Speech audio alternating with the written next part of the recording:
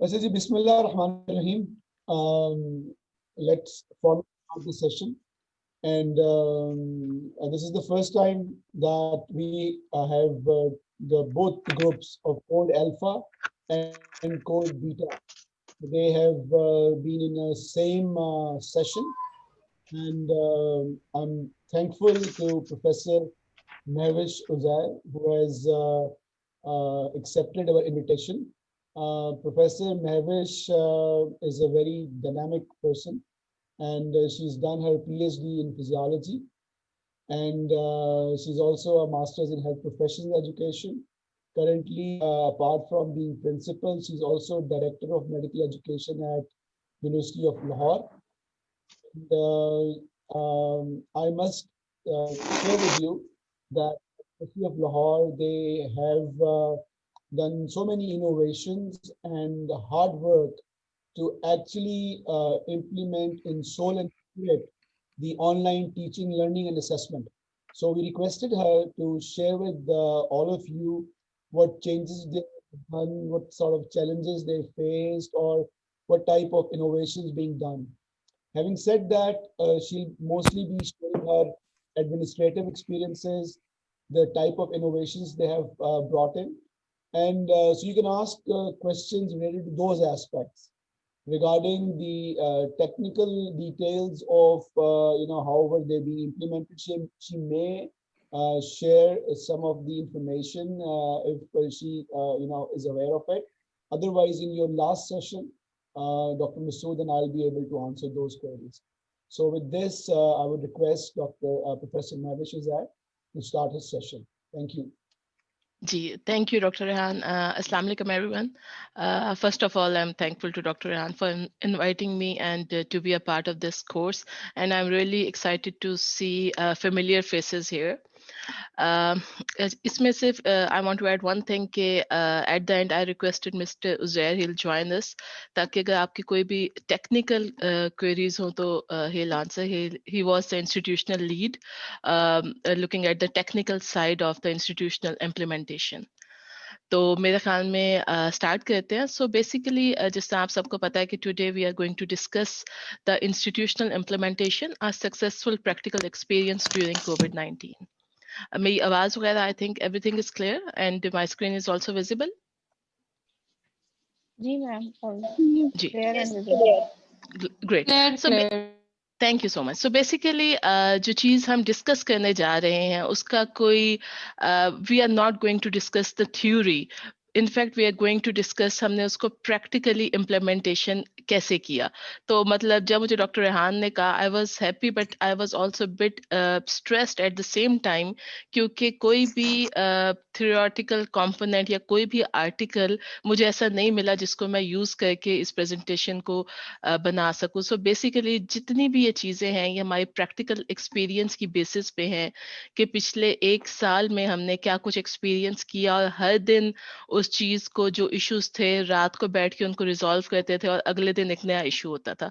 So this is all a practical application rather than it's not theoretical, it's not bookish. So let's start. Sorry, a small request. We have a student, Dr. Thuraya, and she only knows Arabic and English. Okay. So basically we'll talk in English then because I'm not very much familiar with Arabic. So let's move. As you are aware that the mode of education, it's basically either face-to-face or technology enhanced learning, blended hybrid learning or online learning. If you look at the component that the technology enhanced learning up to 0 to 29% is an online component along with the face-to-face sessions. And if you look at the third type, that is blended or hybrid learning, there's about some sessions of face-to-face, but majority it's online. That is 30 to 79% is the online component. And the fourth one is online learning. And in that about 80 to 100% component is online. So these are the four mode of education. But behind every mode, there are some prerequisites. There is a separate preparation is required. If you want to opt for a face-to-face, so the requisites or the requirements, they are accordingly that you need classrooms, you need teachers, you need infrastructure for that. But if you want to move towards an online learning, then you need basically a strong IT infrastructure, a strong software, data center, and everything.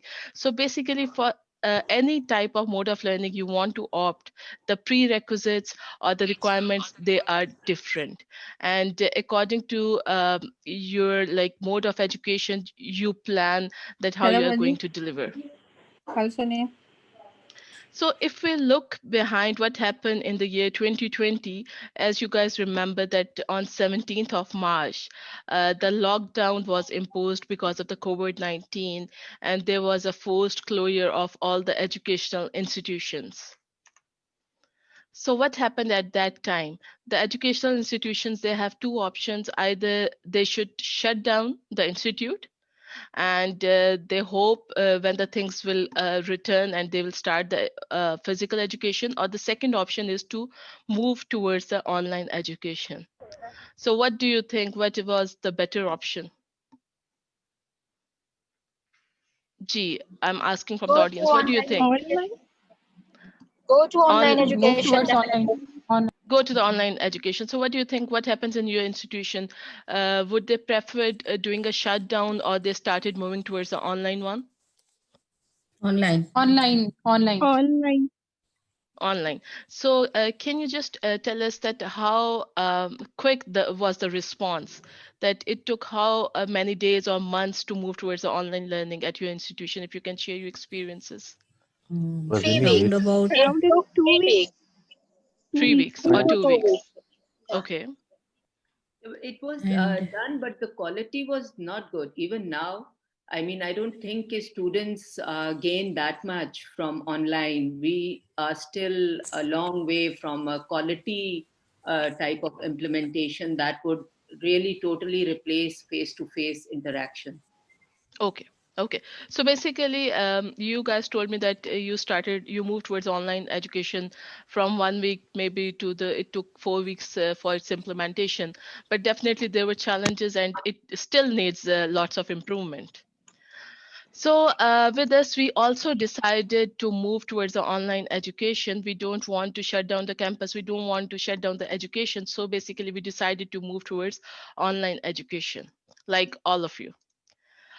But look at the scope, what we are talking about. When we talk about the University of Lahore, we have to provide the online education to 40,000 students, because University of Lahore is the largest private sector university. So we are not just talking about 150 medical students in a class. We were talking about 40,000 students, which were across 7 campuses.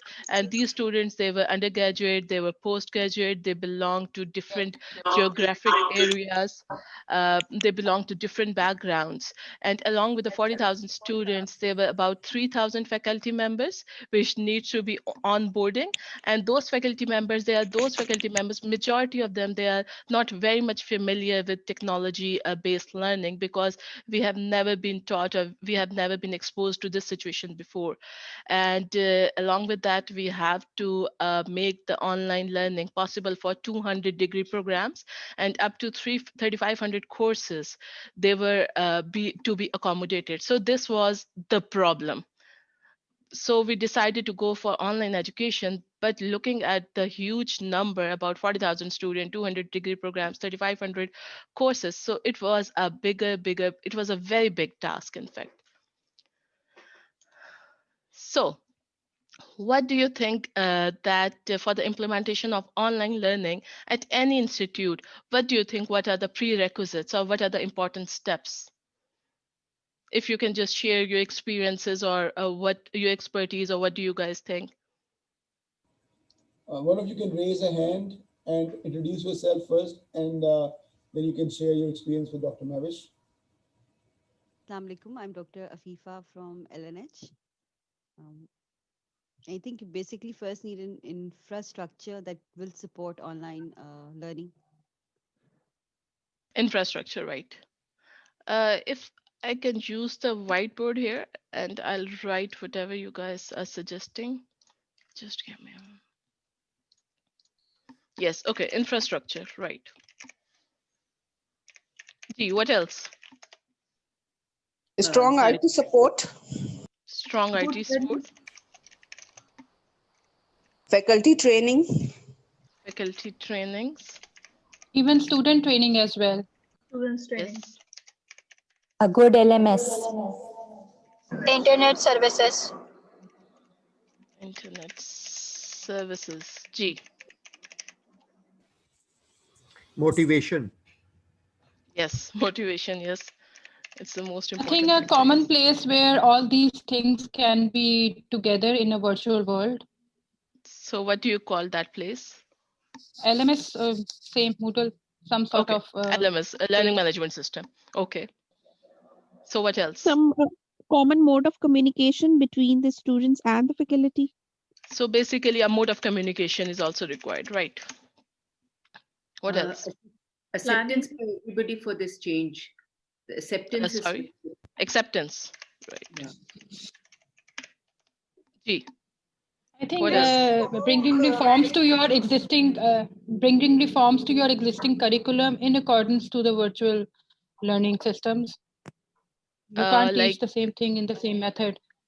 For okay, example, like, for the clinical scenarios, we had to, so teaching for the modifications. clinical teaching methodology modification or something like that.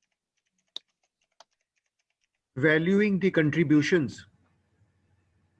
Okay, so what do you mean by that? If you can further explain. The people who contribute should be rewarded or appreciated. Okay. Or I think one more important thing is role defining of the teachers as well. How much the teacher should be contributing, what should the IT be doing? We need to define all the roles. It's planning, I guess. Designing of the course also. Designing of the course. And then is the implementation. Implementation. Implementation. I think right. the periodic evaluation is also important so that we can improve wherever we require. Yes. and I think all these things needs to be correlated with a very strong medical education department in the institution to take the lead in that. Strong Department of Medical Education. And another thing is that some legislation should be there to control whatever is done. It should be legalized and it should be in some way acceptable for the whole nation. So, definitely legislation should be there because if you look at the AMI Guide 32, I'll share it with you. So there are some legal issues as well, like the issues of the plagiarism, the issue of the confidentiality, and there's some legal issues, issue of the copyright. So definitely the legal issues are there as well. Gee, what else? I think ethical aspects also needs to be considered when we move on to online education, ethical and professional aspects. So if you kindly explain it further.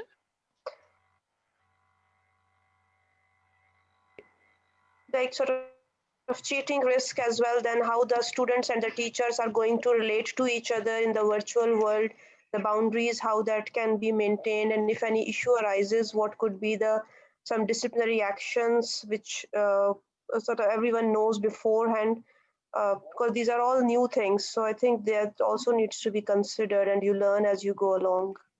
So definitely there should be some policies to deal with all those issues, that is the cheating. Rule of the online learning. Rule of the learning. So there should be a policy manual should be there to tackle all those issues.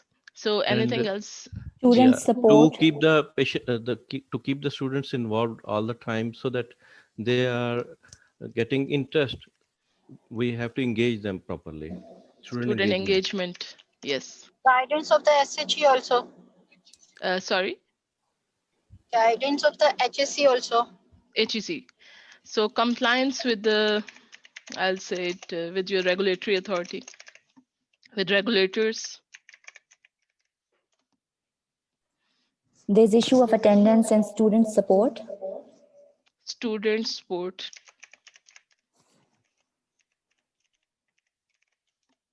Yes.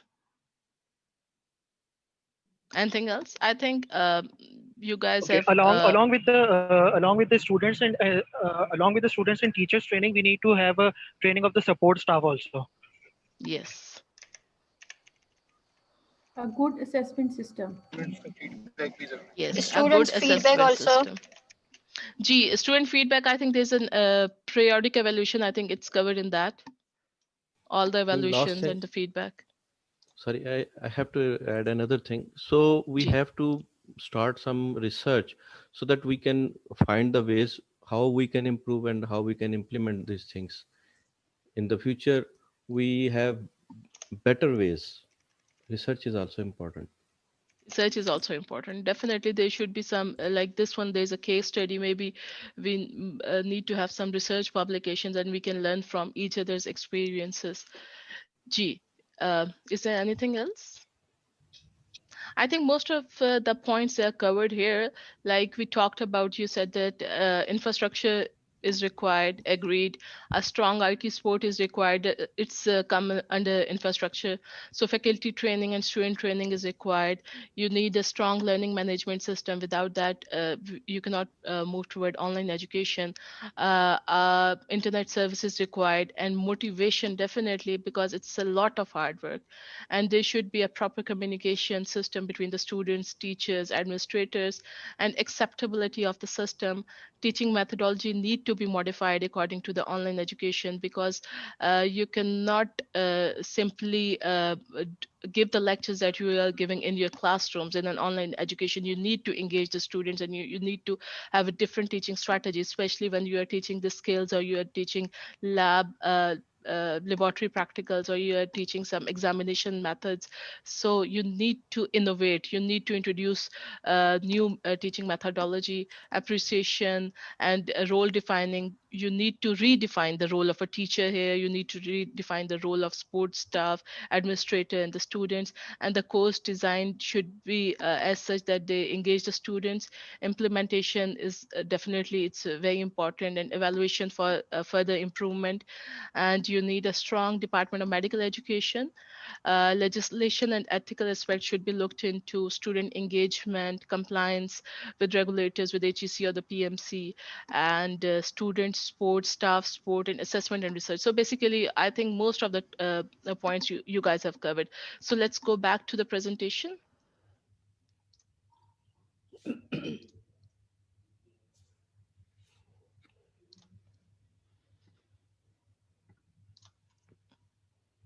G. Is the presentation visible? Yes. G. Yes. So I divided it into about 7 to 8 steps. So basically, it was, the first step was to have a proper infrastructure.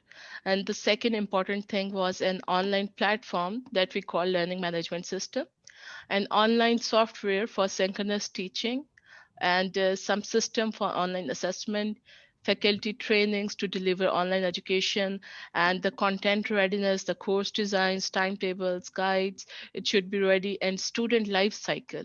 So basically what we are doing, that we are providing all the academic support through the lectures, but there are some extra academic support is required, where there are issues related to the fee, the fee challan issues, attendance issues, there are other issues. So student life cycle, I think it should also be added to some software, and definitely a continuous support. So basically we divided it into about these 8 steps. If we look into each of the steps separately, oh yeah, so basically I talked, this was the scope, and we decided to move towards online education, and we followed all those steps, and everything should be in place to move towards online education. So in order to do that, first of all, we did a gap analysis. That is, what is our current state, and what do we want to do, and what will be the action plan. We did a gap analysis, and according to that, we have the following facilities available with us. You can say that luckily we have the facilities, or maybe we decided in 2015 or 2016 that maybe we should do preparation for the online or distance education. So because of that, we have some of the facilities are available. The data center was there. We have the hardwares available with us. I think that was luckily we have them.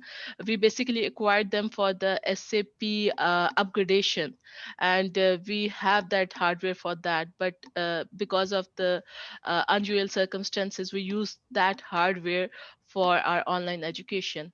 And we have a very good internet connectivity. We have connections from the three resources. We had a very good, in fact, we have a very good IT team and a good infrastructure. And we were using LMS partly. So LMS, we were using it for since 2015. We were using LMS for the Masters in Medical Education program and for our undergraduate MBBS program. But we were using it partly, not fully. So basically, we were a bit familiar. You can say that we were a bit familiar with the LMS. And our desired state, I told you the scope that it was our desire to provide the teaching and assessment to the 40,000 students, to all the students. And we also need to have the faculty and the student onboarding into that learning management system. So that the number, it was a huge number. So we further did a SWOT analysis. And if you look into the SWOT analysis, the strength of our institute that we agreed is that we were using LMS partly, as I told you, because of the partial implementation of LMS. Some of the faculty members, they were trained, but they were just like a few in number, maybe 10 or 15. So if we talked about 3,000 faculty members, we just have a few of them, they know how to use LMS. We have the third largest data center in Pakistan. It was there. We have a strong ERP, that is, we already had SAP that is looking into the student life cycle. So that was already in place. We have a good IT infrastructure, and as I told you, the hardware, it was there. So these are the strengths. Because looking into the strengths, we were a bit confident that maybe it is possible to move towards the online education. So if we talk about the weaknesses, the weakness is that definitely the faculty members, they were not experienced with the online mode of education. And the one of the biggest challenges introducing the new technologies. We have to train the students, we have to train the faculty, but these training have to be done online. So it was really, really tough, because when you're teaching some new skill face to face, it's quite easier, but when we have to train them online, so it was very difficult.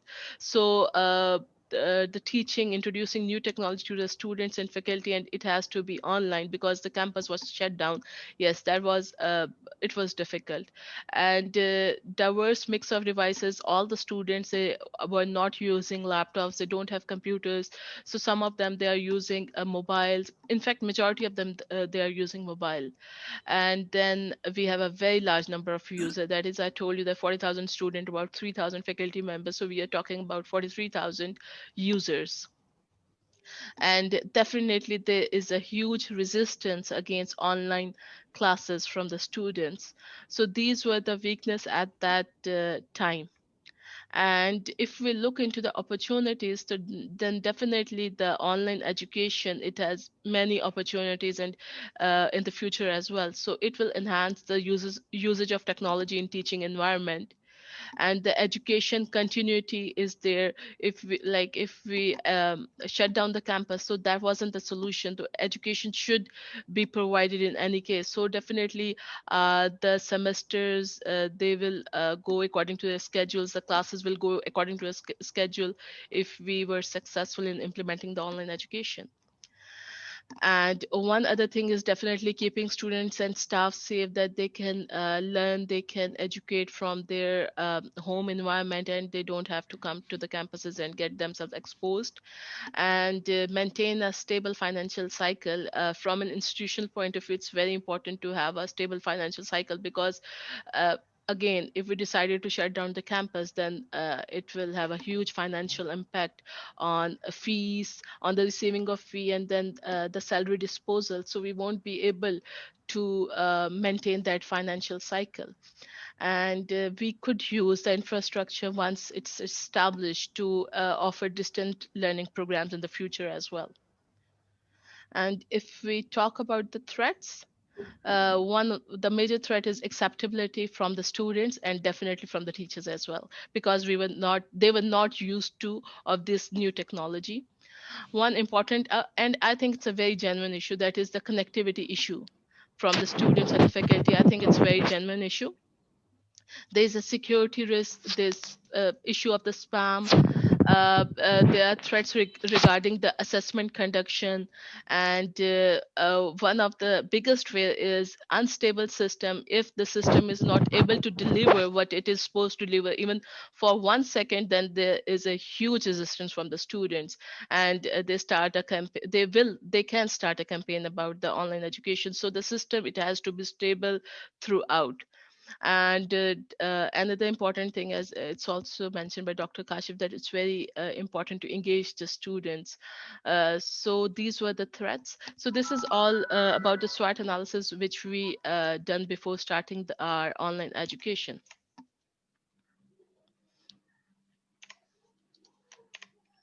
If we look into all the 8 steps one by one, so we talked about infrastructure, that we have a good infrastructure, and in that infrastructure, we basically have already had a data center. And as I told you, that it is the second EPR certified rated third data center in the Pakistan. It was in place. We had a learning management system, which we were using partially, and you need a teaching software for the synchronous teaching. And for the extra academic affairs, you need a ERP, or we have a student lifecycle, SAP, SLCM, it was in place. IT support is required. Internet connectivity is required. We have 3 reliable connections. Power connectivity to the data center, it's important. You need a backup. Hardwares, it's required. You need proper servers. And definitely you need to have some expertise. That is, there should be some internal team of experts, that the IT team, and we also hired some external consultants wherever there are some issues which our team was not able to handle. Then we had an external consultancy as well. So basically, this infrastructure is required in order for any institution if they want to move towards online education. So basically, you need a data center, you need a learning management system, there should be a software for the teaching, and you need a software for assessment as well, or maybe the learning management system, they can serve that purpose for assessment. For extra academic affairs, you need a student life cycle support, and we were using SAP for that. IT support, IT team is required, internet connectivity, power connectivity, hardware expertise. So this is all about the infrastructure. If you have any comments or any question. Dr. Mahwish, what is ERP? ERP is basically it's a student support system that is basically a supporting student life cycle. So basically, when we talk about learning management system, it's mostly dealing with academic issues, but there are other issues which are other than academics, that is student enrollments, student choice of courses, in which courses they will choose, the fee generation, and any other issues related to that. It is maintained through our SAP, or you say that it's a student lifecycle management system. Maybe I'm able to show it to you at the end as well. Dr. Mahwish, I want to ask sorry, can I? Sure, please. You talked about extracurriculars also. For example, my class in Masters in Public Health, what I teach, I used to teach before COVID era. I used to take students to various field trips like HIV center, like whatever, like basic health units. All that cannot happen. How do you do this extracurriculars? Because my class is a mature class, adult class, where I don't teach like teach. I just take them there and then give them objectives, and then they come up with the solutions or policies or whatever. So, bilkul, I totally agree. So basically, it wasn't a total replacement of the face-to-face education. You cannot replace it entirely. So if you ask my opinion, I think the hybrid education is a better option if you talk about like my choice. But because there was no choice at that time, it was either to shut down the institute or move towards the online education and provide them the best you can. So in your scenario that you talk about the community medicine, you have to go to the community and you have to show them what's happening. Actually, definitely it cannot be done 100% or accurately online, but you can show some videos, or even the teacher or the facilitator, they can show the patients, because the hospitals, they were open, the doctors, they were doing their practice, and the patients, they were coming to the hospitals. So they can do the Zoom sessions there. They can show the patients through the Zoom online sessions, or they can even show some videos as well. But definitely it's not the 100%. You say that you cannot deliver it 100%, but you have to do your best. Thank you. So basically this was the infrastructure that is required, and it's a bit technical. So as I told you that I've requested our institutional lead, he will join us in the last 15-20 minutes. So maybe he can tell you extra about that if you're interested in the infrastructure for the institute. So now the second point is the online platform, that is the learning management system. It has to be there, because without a learning management system, I don't think so online education is possible. You can just give lectures through Zoom, or maybe by as I know, some of the institutions, they were doing that. They were doing the audio recording on their PowerPoint, and they are sending it through WhatsApp to the students, and they were calling it online education. So what do you think? Is that online education? No. No. This is not a possible online education, because online education needs learning management system. So Then we basically can you need to provide a full educational environmental experience to call it online education. So just delivering the lecture through a WhatsApp, or by just adding an audio or video to the lecture on the PowerPoint, you cannot call it online education. Yes, you are just delivering the lectures, because in order to have online education, you need to provide a proper educational environmental experience to the students. And for that, I don't think so it's possible without having a proper learning management system. And if you talk about the learning management system, there are various learning management systems are available. One of them is Moodle, other one is Blackboard, the third one is Google Classroom, and Canvas, and there are many more as well. So if we do a comparison about that, and it's also because it's also a bit technical as well. So why we have decided to go on Moodle, because if you look at the comparison, that this is a Canvas, Blackboard, and Moodle. So all of them, they are compatible with the phone and tablets. Upload the pictures, audio, video, it's not possible with the Canvas or the Blackboard, but it's possible with the Moodle. Course contents is visible everywhere. Calendar events are there. Push notifications, they do agree. Messaging, forum discussions, grades view. So all of them, they were offering some of the features, but we decided to move with the Moodle. And why we chose the Moodle, because I think it's one of the largest learning management system that is in use, and because of that, it is very much well developed as well. And it's also, it is free, and it have various plugins there. So teaching, synchronous teaching software is integrated in the Moodle. So there are various plugins are available for that.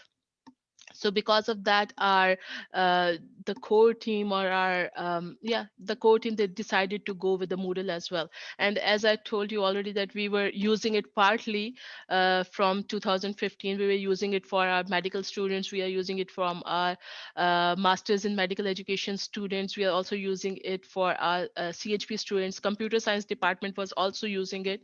So we were a bit familiar with the Moodle. So LMS, as I told you, that we were using it since 2015. And LMS, it goes far beyond conventional training by recording every training session, managing individual training requirements, and reporting the training progress.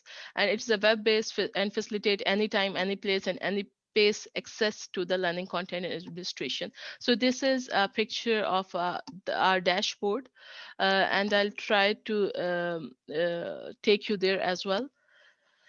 So we do have a learning management system, but now we have to prepare it for the 40,000 students. And for that, we generated students and faculty logins for the learning management system. And because it's a very big number, we have to do a clustering for that. We have done a phase-wise implementation. We didn't onboard the 40,000 student on a single day. In fact, we did it phase-wise or department-wise. Initially, we started it because I told you it was already in place with the medical students. So we just start with the medical, and then we onboard the management sciences student, then computer science, and the others. So it was in phases. And every day, every night, at the end of the day, there is a technical review committee. They had a meeting, and they were there working all the night, and they were doing the optimization, or they were solving any issues that arise in that day. And again, data backup is required, because all the lectures which are on the learning management system, it has to have a proper backup. All the assessments, the grades, and everything, they need to have a backup. And a policy was made for regarding the online teaching and assessment. So we basically did a preparation for our learning management system. And what are the features? What do you think what you can do with the learning management system? I think the features there are numerous. Student management, you can do enrollments, attendance can be entered into that system. Teacher, you can give a role to the teacher as well. And then class monitoring can be done. Course management, you can upload the timetable, study guides, even the recording of the lecture, timetables you can upload. You can take examination, quiz, assignments. You can even check the paper, do the grading. Results could be displayed. And it also offer a way of communication in the form of discussion board, chat box, announcement box. So basically, learning management system offers all those features. And it also has integration with the Zoom. And it is a way to provide a bichronous mode of education, that is asynchronous in that form that the lectures, the recordings, or the PowerPoint was there, and synchronous was there because of its integration with the Zoom. You can go and attend the session live, or you have a live discussion in the discussion board with your faculty members as well. So basically, it is offering a bichronous mode of education. And many reports, they can be generated. You can have a user log, you can see the course progress report, the plugins, they are there. So I think I take you to our learning management system. If you guys are interested, maybe I can give you an overview of the learning management system.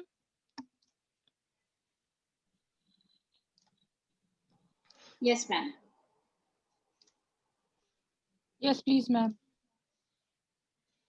Yeah, just give me a minute.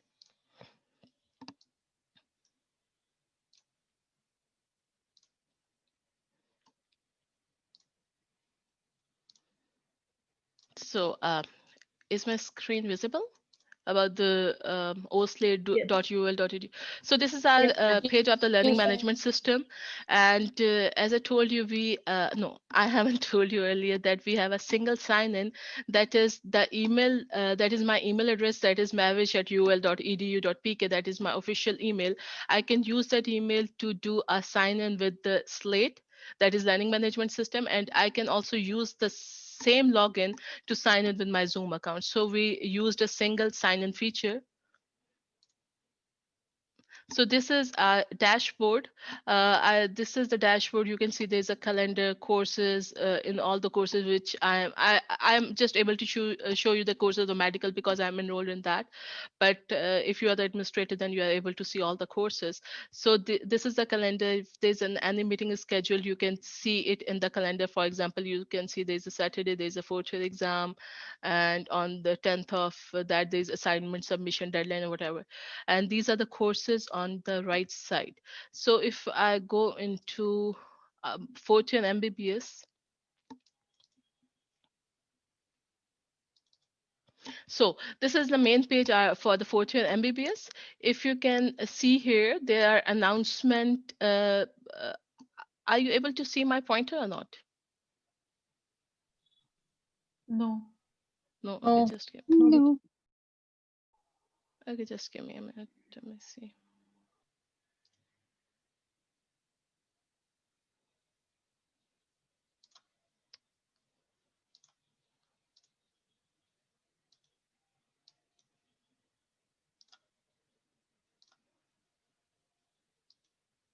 So is it visible?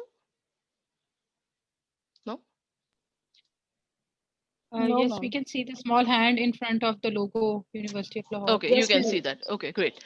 So basically, if you can see on the left side at the fourth year MBBS batch 2016-2021, so there's an announcement section. There's a section for the formative assessment, for the low stake assessments, and these are their modules. And in each of these modules, there are lectures, there are videos, they are there. And if you look at the main page, so these are the announcement box, the examination admission form is there, attendance is there, and online classes. As I told you that we did an integration of Zoom into a learning management system. So students, they have to just go to the learning management system to access their classes. So if I click to the online classes, since no classes are being conducting nowadays because they're on prep leave, but if there are classes, then if you go into the Zoom online classes section, then it will take you to the classes of that day. It comes here and you can join it directly from the learning management system. You can join your class directly from here. So there, the previous meeting, if you can see that, so there was a lecture on 24 December by Dr. Chaudhry Tahir Mahmood, and the student, they simply can join those lecture from the learning management system. So basically we did an integration of Zoom into learning management system. So rather than going into two software, they have to just go into learning management system to go there for their synchronous teaching. So let's go back. So this was the Zoom that was integrated.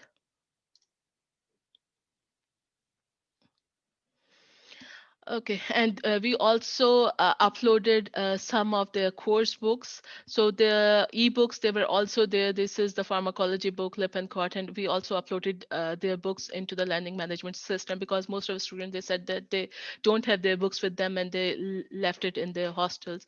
So basically, we also uploaded their books on the learning management system. This is the announcement box.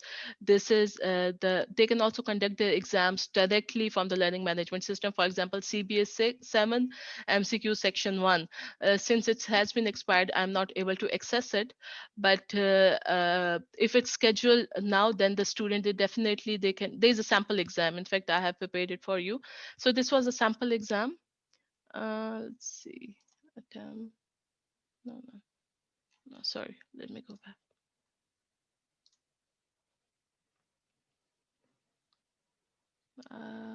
Let's see. No question rated. So the exams, they're also there, and the student, they just need to go and click on the exam, and from there they're able to take the exams from the learning management system. So these are the formative assessments, all the reports, all the results. They're only the teachers or the administrator, they can access it because they are already being conducted. And these are the results for the low stakes exam. And if I'm going down, please ask any questions if you're confused or if you want to ask anything. So you can ask and stop me. So this is the CNS module. The module guide is there. You can download the folder. The timetable is there. The lectures, they are also uploaded. Let me open it. So this is the lecture. It's also uploaded about the autonomic nervous system. Are you able to see the lecture, the PowerPoint? Yes, ma'am. Yes, we can. Yes. So the lecture is also uploaded. And these are the lectures. The teachers, were uploading the lecture after giving the lectures. The timetable, as I told you, it's already there. Let me look into some of the recordings. So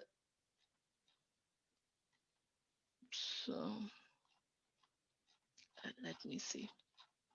So these are all the modules and all the lectures. They are already been uploaded for the students. So these are again the PowerPoint presentation, and they uploaded in the PDF. Yeah, these are the lectures. So let's see. This is the GIT examination. Let me open it.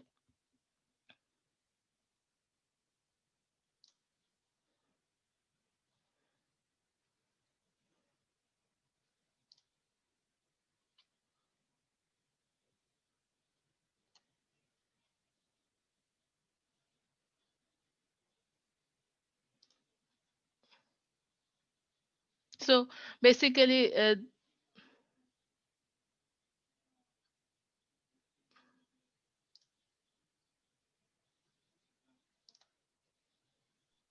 So these are the recordings of the lectures which were also uploaded on the learning management system. Let me open some other recording. Motor system examination, let's see.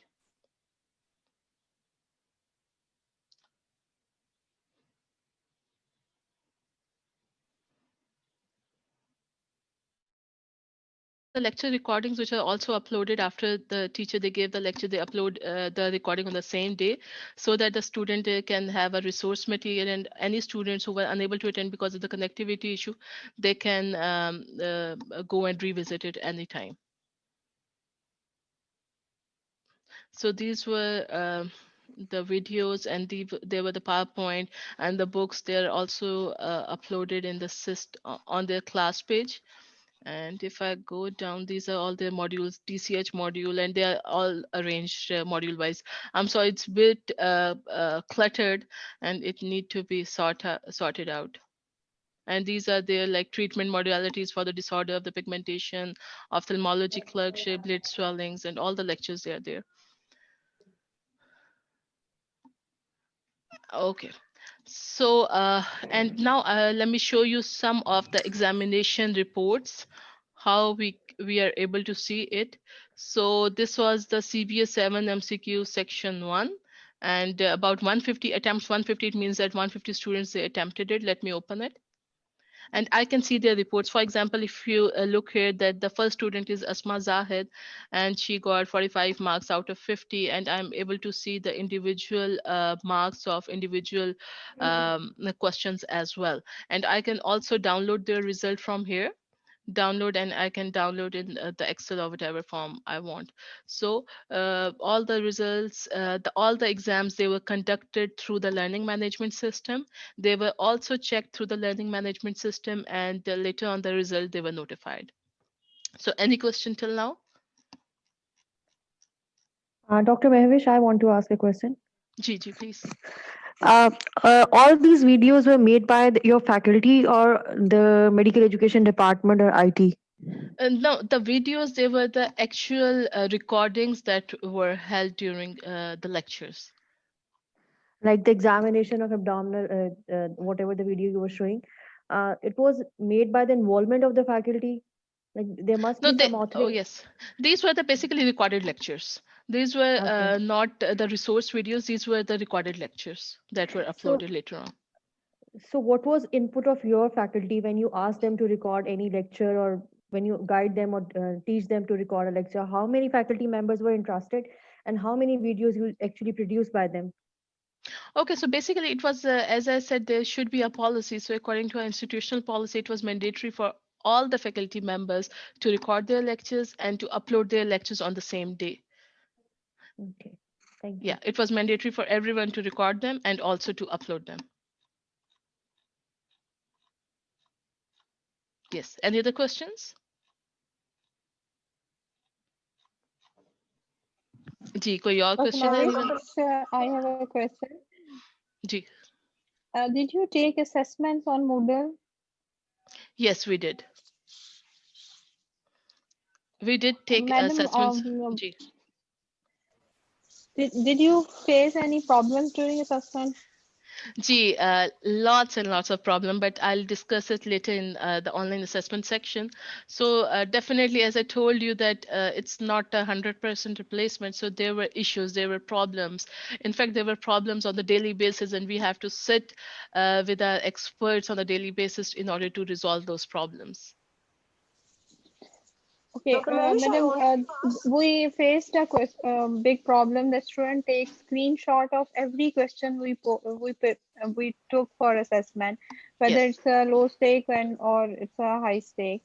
So, for the MCQs, this was really hard to maintain a bank if you are going to reuse those MCQs. So, did you face such problems? And yes, definitely. The problem was there that your question bank, it get exposed because of the issue that the student, they took the pictures and they shared with them. So basically, we decided not to repeat those questions, at least for the next 3 years, because those questions, the student, they have captured those questions. So we have decided to not reuse them until next 3 years, and we have decided to use them after 3 years. So definitely, the questions that were conducted through online system, it do get exposed to the students. Okay, Dr. Mahwish, you mentioned about sort of recording of the lectures. I was just wondering, clinical years like third year, fourth year, and final year, skills teaching किस तरह से implement की गई, and if sort of any original videos of the patients were made by your faculty rather than using the YouTube and other resources, and if they were done, whether you took consent from the patients, because online videos चाहे आप कितना भी कर लें, they can be disseminated beyond the intended audience. So how that issue was of clinical teaching was. बिल्कुल बिल्कुल ठीक है। मेरे ख्याल में आपका एक क्वेश्चन जब हम ऑनलाइन टीचिंग की तरफ जाएंगे तब हम इसको we will try to answer that question.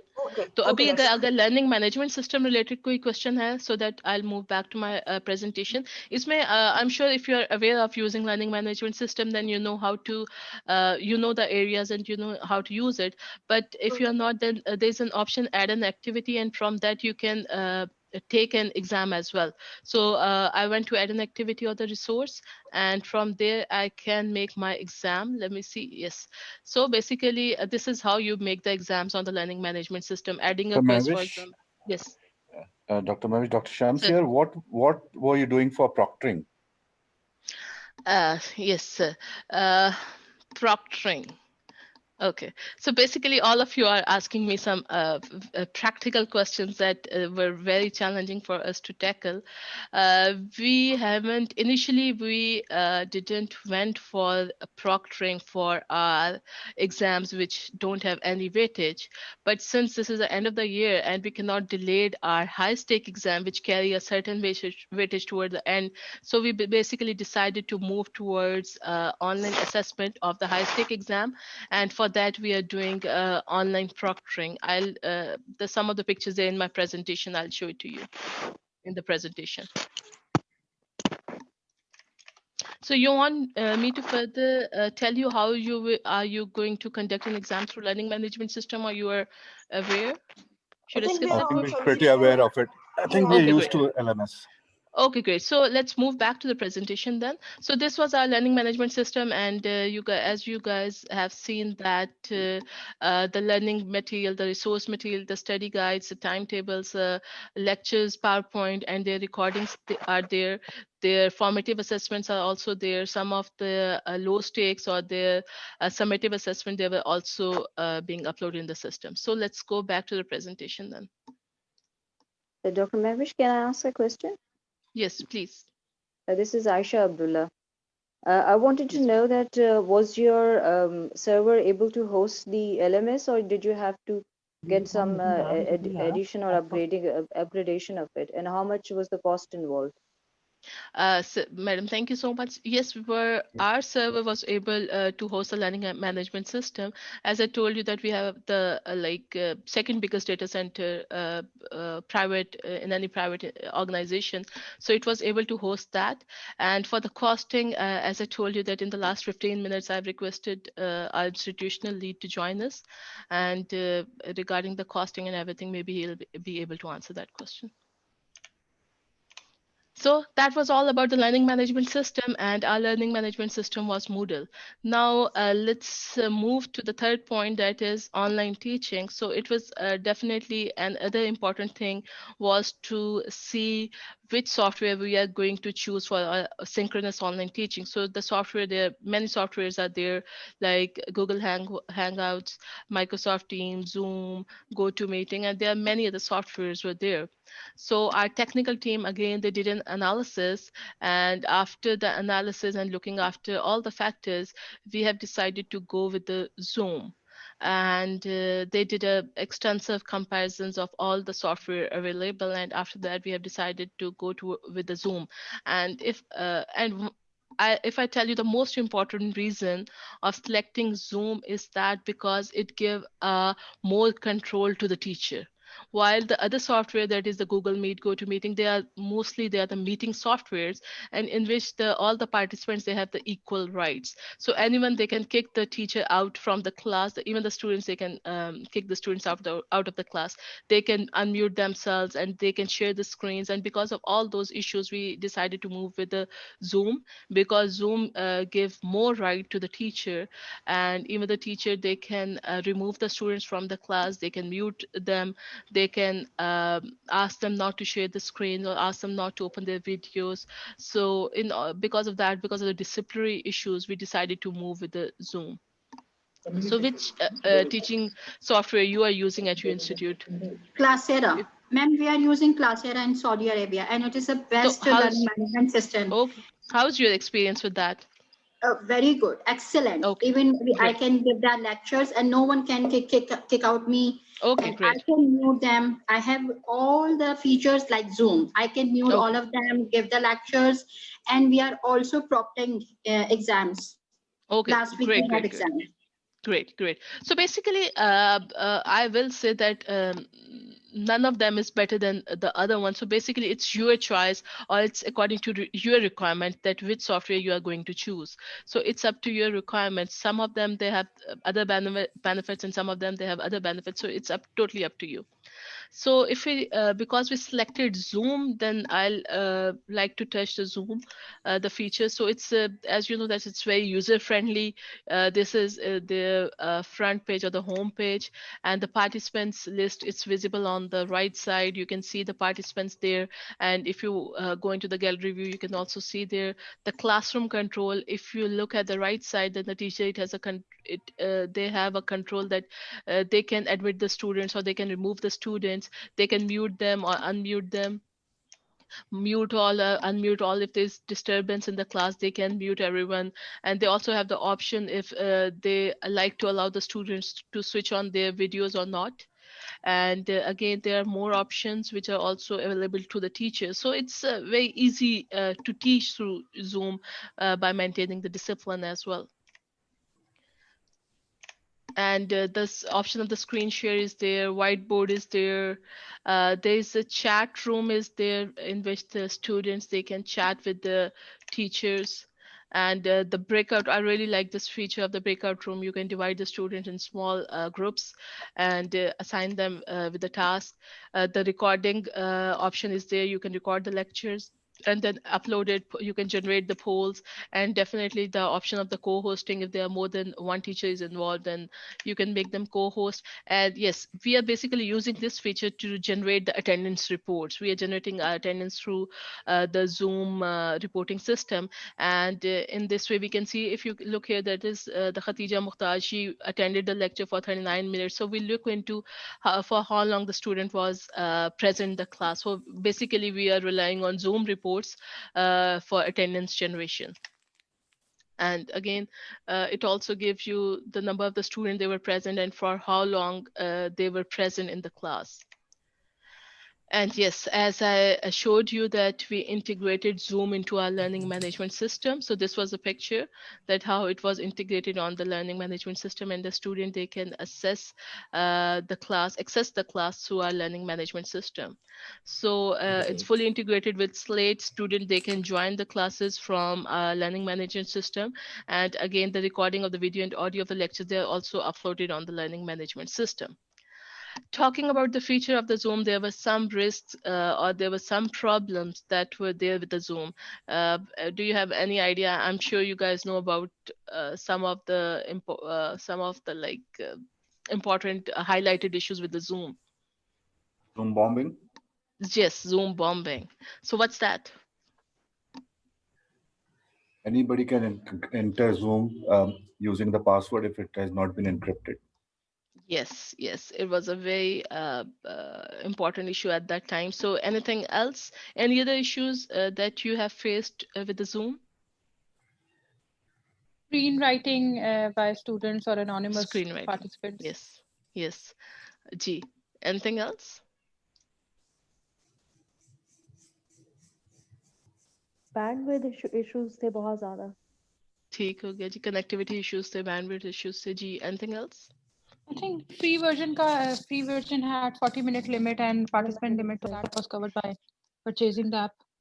Yes, it was a major issue, at least for us, because as I told you that we have like a very big number of users and we cannot purchase that much licenses. So it was an issue, but we tried to resolve it by doing our scheduling in that manner. There was a lecture of 40 minutes, and after that there was second lecture of 40 minutes. So we basically tried to resolve it in through our timetables, through our scheduling. So the Zoom bombing was there, unauthorized user, they can enter the class. And in fact, in some cases, they did enter the class and disturb the class. So how we basically sorted out that issue, as I told you that in the start, we provide a login to the faculty members and to the students. And the students, they can only enter into a Zoom class by using those login. If they have, if they use their login, then they can directly enter into the class. So in that way, we basically minimize the entrance of unauthorized user. We don't allow unauthorized user to enter our class. So any user which is coming through a proper login, they can directly enter into our class. So this is how we basically minimize Zoom bombing. And we also give a policy, and we ask the teachers to strictly follow that policy, that do not allow any students from the waiting area. So do not allow any, in fact, guests from the waiting area. We only allow the authorized user who are coming through their logins, they directly enter into the class. And if there is any unauthorized user, they go into the waiting areas, and from the waiting areas, we don't allow anyone to enter. So this is how we basically manage the Zoom bombing. And it happened a few times that the teacher, they did allowed the students to enter from the waiting areas, and they disturbed the class. And it was handled at that time that they were removed. But yes, there were few issues, but it was then afterwards we gave them a policy, and we asked them to have a strict compliance with that policy, that do not enter anyone, because all the authorized users, all the 40,000 students, they have their proper login, and when they log in from their proper logins, then they directly enter into the class. So Dr. basically Mahwish, please. May I ask Sure. some? Sure. Dr. Mahwish, I just want to ask you, does this address large groups like 300 students? We in our Zoom meetings, up to 300 students, they can attend the session. So our license, they can accommodate up to 300 students in one class. And then how can the facilitator give attention to all? I mean, how would it be possible to engage them? It would just be a PowerPoint lecture, or will there be anything engaging students? How do you do that?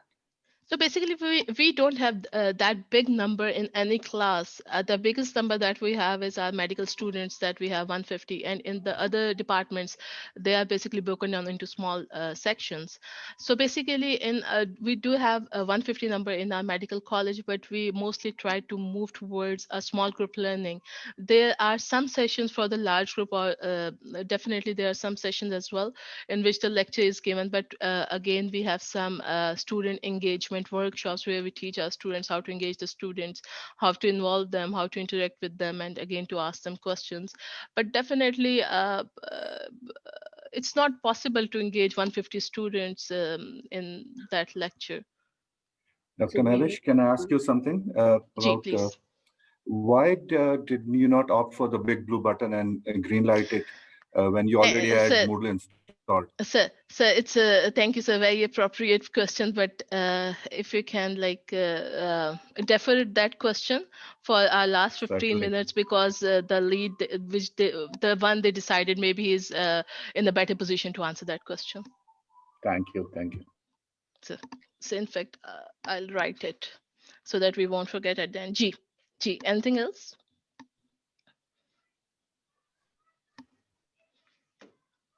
In addition to avoid the Zoom bombing, we also did some customized setting.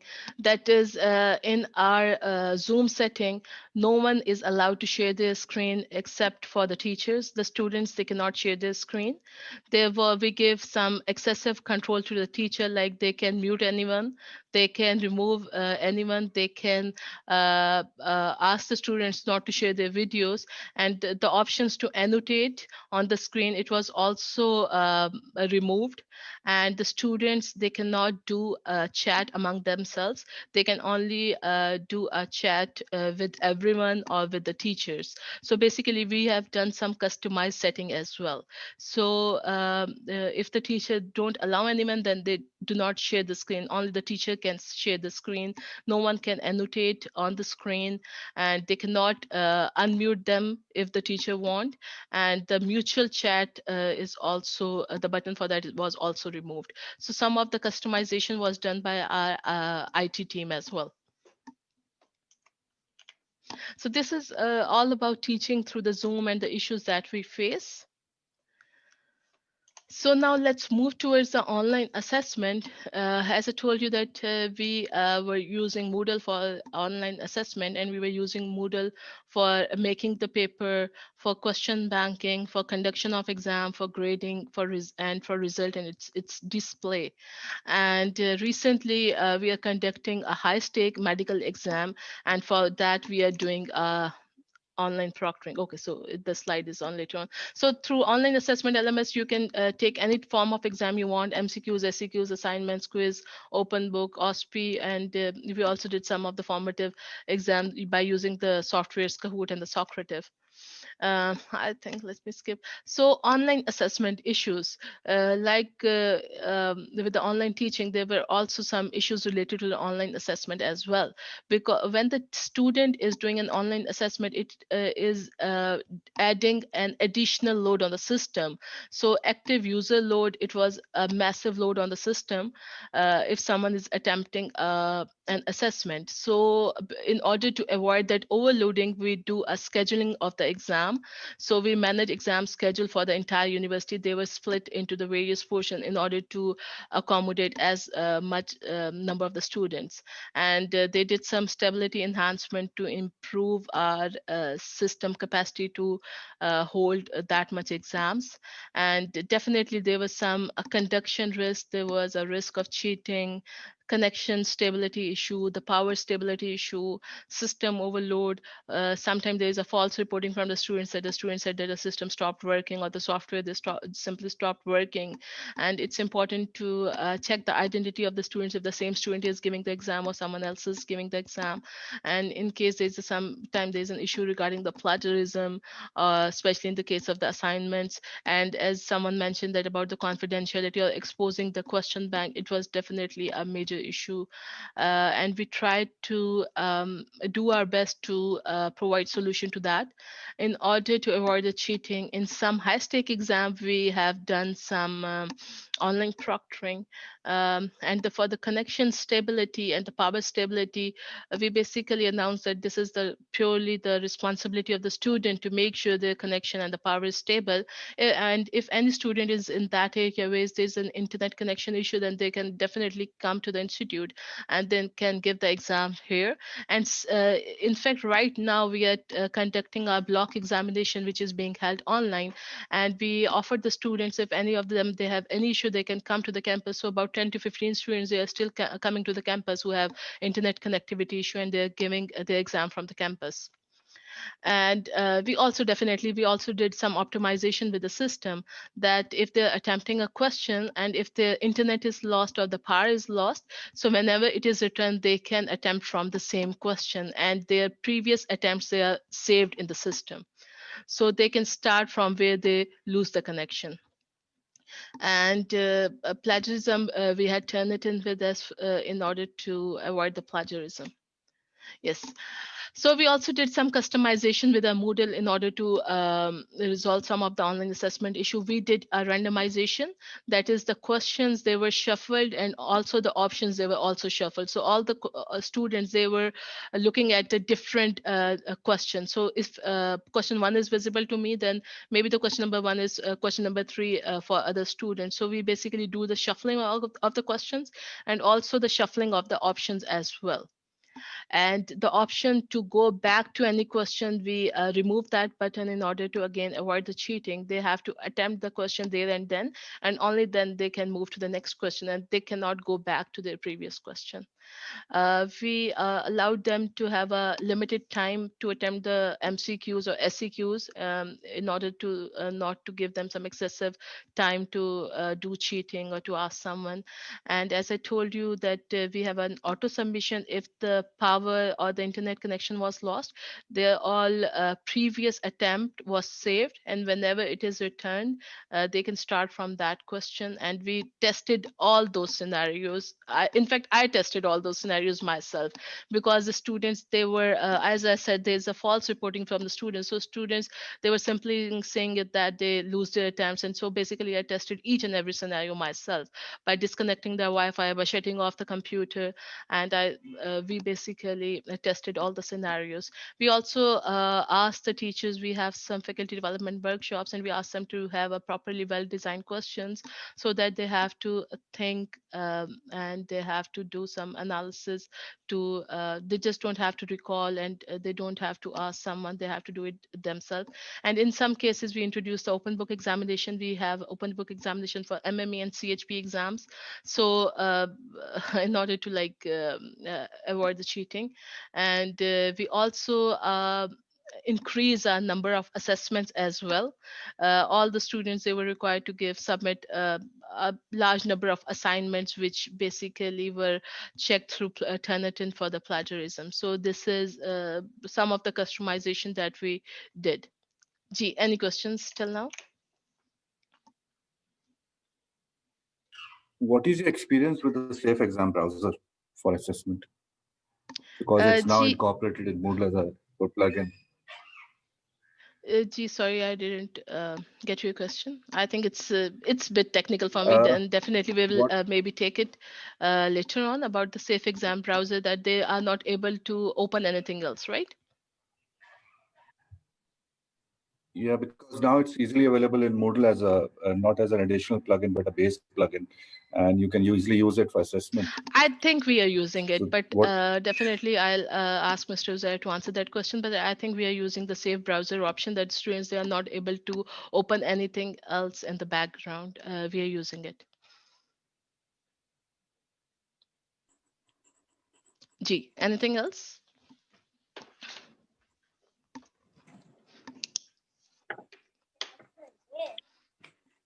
जी कोई और questions हैं इसे?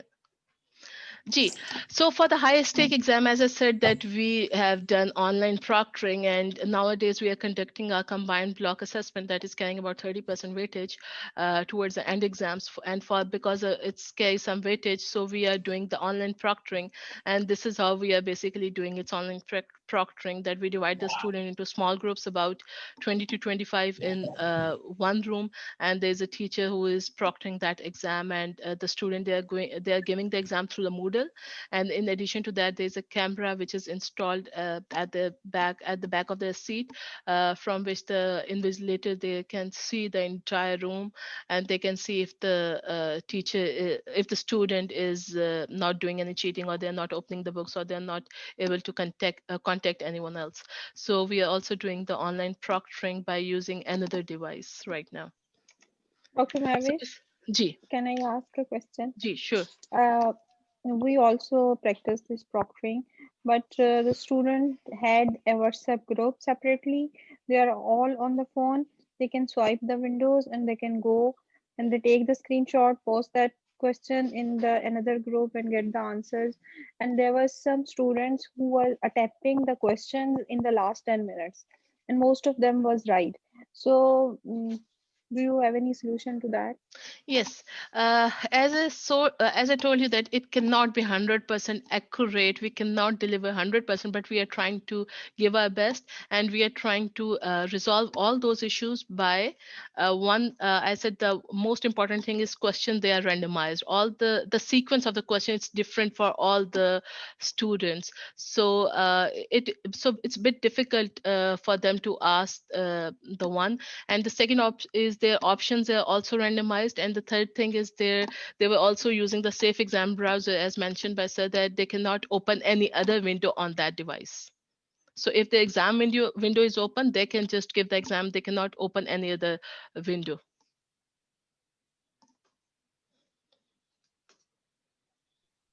So, Dr. Mahwish, what I can see in this picture is that most of the students are attempting it through cell phone, through mobile phones. Then one of them has a book in the lap and mobile phone in the hand. I think the exams, maybe it wasn't started. No, I think it's a pillow, because this is the entire concept with the online proctoring, that they don't have any book or they don't have any material or anyone around them to, and also their camera was on and also their audio was on. It was mandatory for them. Camera behind is like each student has a individual camera in the room, or what? What is? Yes, what is they are using a secondary device, and okay. So basically, they're giving the exam through the Moodle, and we are doing online proctoring by using Zoom. So we have this group of students with us, Dr. Mahwish, who don't have double mobile, and there are also some nursing group in our college who don't have multiple mobile, and they are sitting in groups in online classes as well. So we can't work like this on online proctoring, can we? So definitely, as I told you, that it cannot be a solution. I cannot give you 100% solution, but maybe it's 70 to 80% we were able to achieve what we were trying to do. So recently we have acquired a software that is a question mark software, and that software is also offering online proctoring. But we haven't implemented it yet. We are in the training phase. We are doing the training for that software, and that software, it can do the online proctoring itself. In fact, maybe I'll note this question, and I'll also refer it to the Zarov. Maybe he can tell you further about that software as well. But right now we are using a Moodle and we are using Zoom for the online proctoring. G. So let's move forward. और ये बाकी जो आपके questions हैं, maybe we'll take it towards the end. So we basically did the faculty training. It was very important to take the faculty on board. So we have a policy making committee which gives all the policies that how we are going to conduct the exam. There was a core team, and under the core team, we trained our faculty members, and we called them master trainers. And those trainers, they were training the rest of the faculty.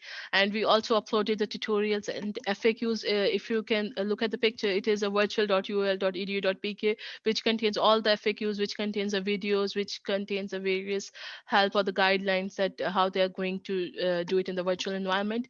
And we have done the faculty trainings regarding how they're going to use LMS, how they are going to give online lecturing, online assessments, and there was sport group as well.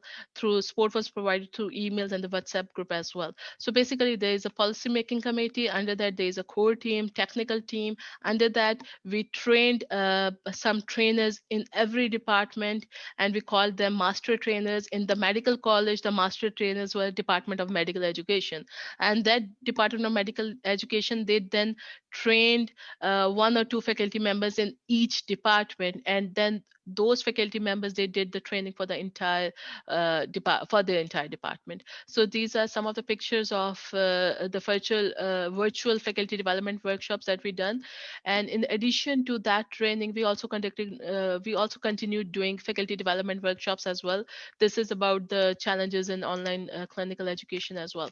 So and yes, so we did a massive training for the faculty members as well. In addition to that, the content should be ready. That is the we prepared the training manuals and FAQs. We prepared the policy regarding the course folders. The study guides were made, timetables, lectures, and then lecture recordings, reference videos. They were also, we have developed a library for the reference videos, and again the reference books. So all those content were developed in order to provide them a feel of the educational environment.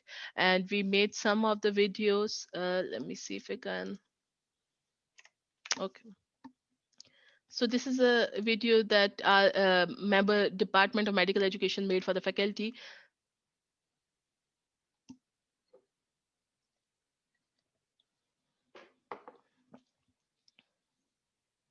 So it's a very basic video जो Department of Medical Education ने बनाई थी. for our faculty. So इस तरह हमने कुछ tutorials, कुछ videos बनाई ताकि उनको हम support provide कर सकें. So it was all about, so the till point number 6, we basically talk about the infrastructure, we talk about a proper learning management system, we talk about a platform for the teaching, a platform for the assessments, the faculty trainings, and readiness of the content. So it was mostly related to the academics.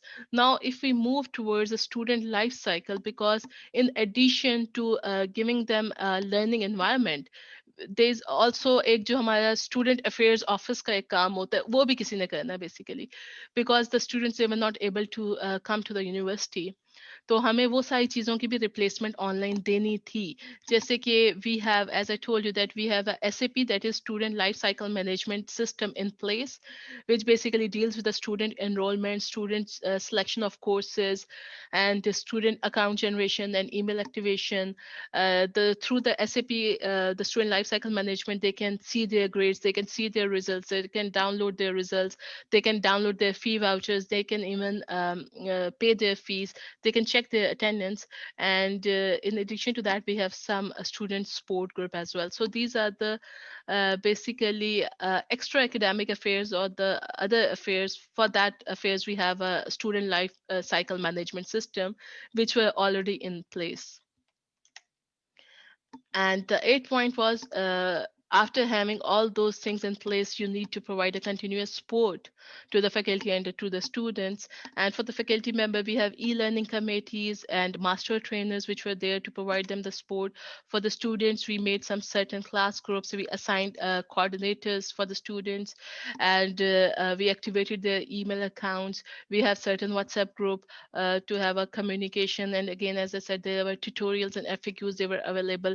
We have a call center which was working 24/7, and they receive all the calls, and they basically answer the preliminary issues as well. We have a helpline, and yes, we have a custom relation management system. It is already in place. That is a ticketing system. If the student, they have any issue, they just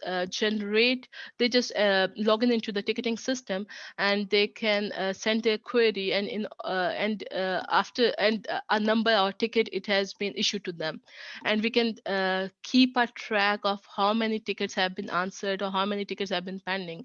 So basically, we have a ticketing system in order to resolve the issues of the students and the faculty members as well. And in the end, the monitoring, it was done. The log reports, as I said, they were generated through the Moodle, they were generated through the Zoom, and the compliance report, they are generated on a daily basis, that whether the lecture was started at the right time, it was ended at the right time, is there any lecture that was not held, what was the reason. So the compliance report were generated, and they were shared with the head of the departments at the end of the day. And we have a proper monitoring system in place, in which there's the sports staff, they played an important role in monitoring all those activities, that everything is occupying or is being held according to the schedule. And I think it's very easy to monitor it in an online environment. It is very easier to do the monitoring in an online educational environment. So these are all the things which basically helped us to move towards an online education. So if I summarize it, that we basically chose Moodle as a learning management system, and in that Moodle, we have integrate the Zoom, which is our teaching software, and along with that, in order to provide the other than academic services, we have student life cycle management, SAP, and with the help of these 3 softwares, we were able to deliver the online education to 40,000 students, and definitely a strong IT structure, it is required to do all that.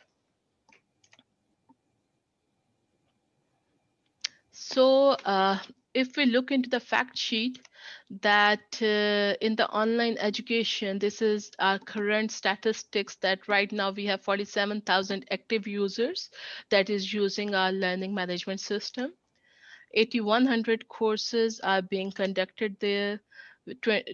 250,000 plus enrollment records. So far, about 32,344 assignments have been conducted on Moodle. 39,698 quizzes or the exams, they are also being conducted through online education system. And the about 146,911 recorded lectures, they are present on the learning management system. These are statistics from the lockdown till today. And if we look at the right picture, it shows that the students, they are accessing the learning management system from all over the world, from Pakistan, from US, UK, Germany, Netherlands, Oman, Singapore, and many other countries as well. The students, they are accessing the learning management system. These are some of the statistics. And as someone mentioned, that most of the user, they are using mobile. That is true. And these statistics also showed that about 53K students, they are Android user, iOS is 44K, and the only 45K they are using Windows. So most of them, about I may say that about 60-70% students, they are using mobile to access the learning management system, or very few of them, they are using their laptops. And this is our activity log over the past 30 days. So basically, it's an operational system, basically, which I want to say, and it's have a very good geographic access as well. So if we look at the COVID pandemic, as we all know that the lockdown was imposed on 17th of March, and we started our online education on 27th of March. So with a span of 10 days, our online system was ready to start the online education. Definitely, it was phase-wise. After 10 days, we started with the medical school, with the business school, and the computer science. These were the 3 departments which we started after 10 days, and in phases, we enrolled the other students as well. Gee, any questions so far? So, Dr. Mahwish, I want to say that this is a huge data, and perhaps this can help other universities also struggling with the same, because in 10 days' time, you people implemented it, which is, I think, very, very miraculous and something very commendable. But we have also done it, but then there are still a lot of lackings there, and the motivation and acceptability and a lot of things are still a big question marks, and people are just looking forward to somehow finishing COVID and going back to normal. So whatever that normal may mean in post-COVID era. Definitely, madam. I totally agree with you. So the 10 days time, definitely it was a shorter time, but as I said, that luckily we have the things in place. If you can join. So luckily we have the data center with us, we have the hardware with us, because otherwise it is not possible to get the hardware. So the institutional lead, he was telling me that the minimum time required to have that hardware is 8 weeks, and luckily all those things, they were in place. So if I go to this slide. So basically the technology adoption life cycle, if you look at that life cycle, there are some innovators, there are techies, they just try it. And then there are early adopters, they are visionaries, they get ahead of the herd. Early majority, they are pragmatics, they stick with the herd. Late majority, जो कि बाद में देखते हैं कि this is the trend, I think हमें भी इसके साथ ट्रेंड के साथ जाना चाहिए. Then there are laggards जो कहते हैं जी no way. So if you look at the technology adoption cycle, there are various categories of the institute, or there are various categories. So it's very important to be on the left side of the category. You have to do the experiment, you have to make the things going. I think it's very easier to shut down everything and wait for the things to get normal, but I don't think so. This is not the solution. Some of the faculty members, they proposed us that do not take the high stake exam, because they said it will be very difficult to do the online proctoring. It was an easy solution, but I don't think so that was a solution at all.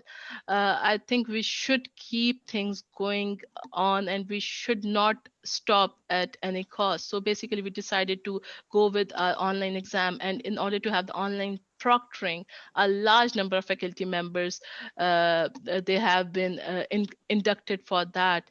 They are doing the online proctoring. It is tough, but I think it's really important to keep things going. We cannot stop giving education because it is difficult to do that.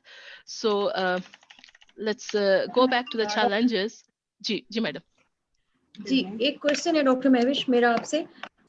You being a principal of medical college and related to University of Lahore, mashallah, you have 40,000 students. Have you ever faced a situation where a student came to you and said that I can't afford a laptop or I have only one mobile at home? So is there any policy, is there any affordability issue? For the affordability issue, is there any policy of UOL? Basically, as I told you, that it's very important to have a very clear-cut policies. There are certain things that we can be responsible, we can accommodate, but there are certain things that we cannot give solution to that. So we have a policy that the internet connectivity, to have a computer, to have a laptop, or to have a mobile phone with a good internet connection is the responsibility of the student. We cannot do that. And if any students that don't have those facilities, then up to 15 to 20% of the students, we can accommodate them on campus according to the HEC rules. As I told you that right now about 15 to 20 students, they are giving exam physically because they don't have the resources. They said their internet connection are not stable to give the exam. So about 15 to 20 students in the final year, they're still coming to the campus to give the exam. So I think the policy, it should be there, and it should be very, very clearly written down. Policy should be there. And yes, for the internet connectivity, for the faculty members, we provide them with the 4G JAS devices. To those faculty members, we have MOU with the JAS, and they provide us with 4G devices, and we provide it to our faculty members. And for any faculty members who do not have internet connectivity, we did provide the internet connection to them. Thank you. Excuse me, may I have a question? Ji. I'm Dr. S.M. Beg from Multan. Just I have a comment. So, I think so. Please, if you can just repeat it. If you divide the time on campus time, 80 part and so your voice is not clear. Part. How much percentage is the development part?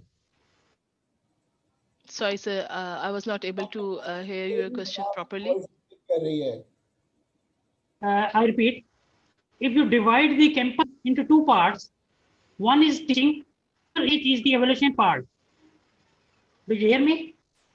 जी जी. Do you hear me? जी जी sir. Please repeat. Sir, बताइएगा. Sir अगर repeat कर दें, if you can repeat your question, या अगर किसी और को समझ आए तो प्लीज अगर वो बता दें. I think we lost the connection. Doctor ऐसा आपने क्वेश्चन टाइप कर दीजिएगा. डॉक्टर महविश आप कंटिन्यू करें प्लीज. जी जी जी. So let's go to the challenges ताकि उसके बाद we have 10-15 minutes to do the discussion with the institution lead if you have any technical questions. So challenges हमने बात कर ली, about there were some challenges related to the online teaching, वो हमने वहीं discuss कर ली. That was Zoom bombing, student engagement. There were issues with the online assessment, वो भी कुछ we discussed it there. So in addition to that, one of the most important challenges someone also mentioned is the acceptability, because even we were not used to technology, using the technology for the online teaching, and to teaching them or training them to a different modality to give them familiarization with the learning management system. Then we trained them by using LMS. Then we asked them that you have to do the online assessment. So definitely it was a different set of tasks. It required a different skills, and no one was trained. So acceptability at the level of the teachers and at the level of the student, it was a big challenge. And there was a huge resistance, especially in the start. And as you are familiar, there was a campaign going on, and the people, they were sending messages to the HEC that the online education should stop. There was a huge resistance in March. But right now, बहुत interesting बात है कि resistance बिल्कुल नहीं है, because अभी जो है एग्जाम सीजन चल रहा है, स्टूडेंट्स बड़े खुश हैं कि वो ऑनलाइन एग्जाम, आप हमसे ऑनलाइन एग्जाम ले लें. They are very happy right now. So it's different. So just on a lighter note, they are very happy right now because they are giving online exam, and they want to give online exam through, they prefer giving it online rather than coming to the university. But definitely an element of resistance was there, especially in the initial days. And attitude, I think somehow there was an attitude issue with the students and with the faculty. They don't have a very positive attitude towards online education. They were resistance. Somehow they were not liking the concept of the online education. And I think this was a genuine issue, as we said, that accessibility, that all the students or the faculty members, they may, some of them, they may not have the IT structure, they do not have the computer, they do not have the connectivity. One important thing is the stability, that the system on which we are running, it has to be stable, it has to be operational through every time. So we cannot afford any downtime. If the student is if the system is not working, then there's a huge resistance, and the huge campaigns start from the students. And then there's a compliance with the regulatory body, because there was some regulation regarding the HEC. We have to obey them, we have to go with them. And in case of the PMC, there was no regulation at all. So they just leave a black hole. We do not know that whatever we are doing, is it right, is it wrong? They have no regulations that they are going to accept the online teaching, they are going to accept the online assessment. So there were no regulation, or there were no guideline from the PMC. But yes, there was some guideline from the HEC, and the institute, they have to do compliance with that. Then the user skill, definitely, as I said, that the faculty and the student, they were not trained before how they are going to use the computer. So these things, they were new for them. Internet connectivity issue was there. To have a very good communication between the students, with the faculty, with the administration, with the departments, I think it's was also there. And some of the faculty members, because in the regular days, either the college timings are either 8 to 2 or the 8 to 5, but after 8 to 5 they go back to the home, and the office environment is closed. But in the online system, this in the initial days, it was literally 24/7. If the students is unable to do the login at 11 p.m. at night, they want us to resolve it at that time. So it leads to the staff burnout, especially the DME. They've worked a lot during that time. There were related issues. There were some challenges related to the online assessment. There were challenges related to the teaching the skills, and I think we have touched that. So these were some of the challenges which we faced. And this is our current scenario. Let me check if Zero, if he is joining. Yes, he is here. So this is our current statistics, because we already knew about the second wave, and we are already prepared that the lockdown is again going to impose. So we were better prepared this time. So during the few months that we got, we did a fresh Moodle installation. We enhanced our Moodle cluster. We engaged external consultant to look into the issues that we initially faced. And this time, only the fresh student, they had to be trained, and we trained them on premise, and majority of the students, the faculty, they were already trained. So this time we basically faced almost, I don't think so, any issues so far. And we also acquired, as I said, we also acquired a proper question mark software, SAP question mark software, to conduct online exam for the medical students. We haven't implemented it yet, but yes, we acquired it, and we are doing our training on that. So, Dr. Mahwish, I have one question.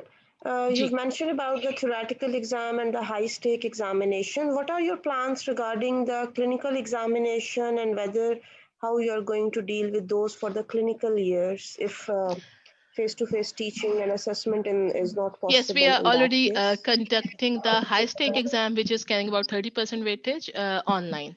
And it not only includes the theoretical component, it also includes the practical component as well. We are conducting the OSPI or OSCE through the Moodle. We are conducting the Viva exam through the Zoom, and we have created the breakout rooms, and we are already doing it. And it's in the process. In fact, we are going to end it soon for the final year. They are going to end next week as well. So we are conducting the Viva exams through the Zoom, and we are also trying to conduct the slice, or you can say the long case, that the faculty members is basically giving them a scenario to the students, and then they are asking them questions. We are not able to conduct the examination on the actual patient, but other than that, we are trying to cover the practical aspect as well. And Dr. Mahwish, what about the surgical students program? Surgical student program, like the clerkship component? Yes. Yes, yes, definitely for the clerkship or for the skill-based component. As I said, it cannot be 100% substitution, but we are showing them the videos, we are showing them the examination, we are asking them to do the examination on themselves or on their friends or maybe on the family members. We are showing them some videos, and for the clinical component, we have also asked them they can come to the hospitals in small groups, and they can do it on the patients as well. Okay. Excuse me, Dr. Mahwish, this is Dr. Hassan Beg from Multan. Sir. I have a comment about the proctoring. We have a models of USMLE exam. For years, they are conducting exam on online, and I'm sure they are 100% foolproof. So we also acquired that software, which I think which is up to the standard of the USMLE. I think Mr. Zarov is here. He's our deputy chairman of the institute, and I also requested him to, if he can join us for any technical things which I am not able to answer, since he's the institutional lead and he developed this along with his team. So if you can answer about the question mark software which we acquired. Yes. First of all, I'd like to apologize for my video. Somehow the camera is not working on my device. So Dr. Hassan has raised a point which is quite valid. A lot of institutions have been running exams online or remotely for quite some time now. One of them was mentioned by Hassan Beg, Dr. Hassan, and there's a lot of others. One example is SAP itself. There's a lengthy process where you can verify your identity online on your device, and then there's monitoring built in to the device that you're using through using the camera or by addition of an external device. And there's artificial intelligence that monitors the behavior of the candidate, and wherever there's behavior that seems to be inappropriate, there is one problem with that plugin, that is that it does not support Android or iOS devices. So once again, since the bulk of our students were on mobile phone, we couldn't enforce it. The second problem with it was that since the last examination that we had, that was for the last semester, a lot of the students were giving their exams for the first time. What the Safe Exam browser does is that if you try to play around with it, it kicks you out of the exam. So we were afraid that for the first attempt, the rate of students who would be kicked out of the exam would be very large, and we also did not want that to happen. But primarily the reason that we didn't use it was it does not support Android devices. Okay. So there was another question, that why we choose Moodle, not Blackboard, or when we did the comparison, why we choose a specific software? I would like to refer that question to Dr. Rehan first of all, because he is the one who introduced Moodle at our university, and I would like to thank him for that as well. But when the lockdown situation was imposed, one of the most important points that we looked into for using Moodle was that it was already in use in 3 major departments at the university.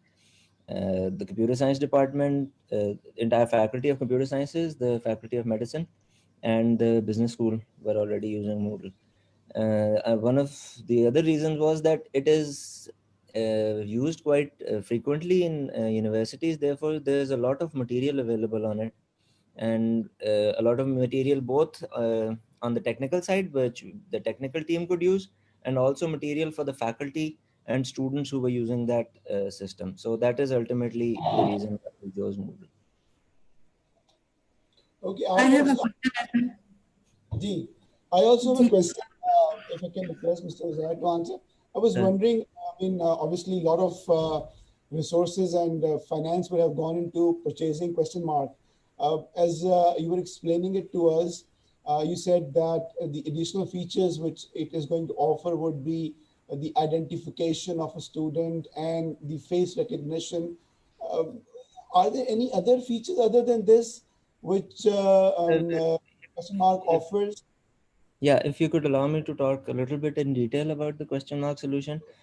First of all, one of the reasons that we procured it was that it not only offers a solution for examination of students from the home, but in fact, what we want to do now in the medical college is that even when the examination is conducted on premise at the university, we want the students to be sitting in front of a computer and doing it on SAP question mark. That is the primary reason when we went for it. In fact, when we made the purchase, the universities were already open, and that's why, unfortunately, at this very moment in time, we are not ready for SAP question mark, because the implementation and the trainings and all of that was going on. We had asked for a few customizations that were still in progress. So unfortunately, we still cannot use it at this moment. But the main reason that we bought it was that we were hoping that we could conduct examination for students on the premise.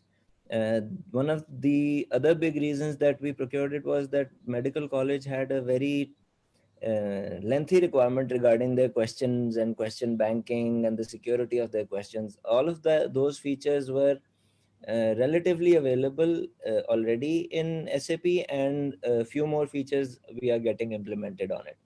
Moodle has a little bit of a problem in question bank secrecy, because if you have one course and there's like 10 teachers enrolled in it, you know the issues that there are. You have to create subgroups and all of those issues. So that is why one of the other reasons that it was preferred. The SAP also comes with an app, SAP Secure, that works similar to the Safe Exam browser feature, but it's a bit more robust. And it is also supported on Android. They have pulled their app from Android at the moment, but it's expected that in February, with the next version, they're launching the Android app as well. So if we have a similar scenario in the future where the students have to give an exam for home, at least for the medical college, we would be able to use SAP question mark and allow them to use their phones on the SAP Secure as well, where we would get all the features that we usually get from the Safe Exam browser. And the features that you were talking about, the video monitoring, and I don't exactly remember the technical term for it. It was monitoring of some sort. That is an extra feature that we have not purchased because we were planning to run the program on campus with actual invigilators. So that's why we at present have not purchased the video monitoring solution. That's why we are using doing the online proctoring through Zoom. Yeah, if we had the software, then we can use it through the single software. But because we haven't purchased, we are doing the proctoring through Zoom, and right now we are using Moodle for the exam. Sir, I have a question. Just a minute, I was really interested in knowing regarding the question mark, which is probably coming as a plugin for or an additional feature for SAP. What is the, cost effectiveness of purchasing question mark? How would that burden a student, or what are the financial implications?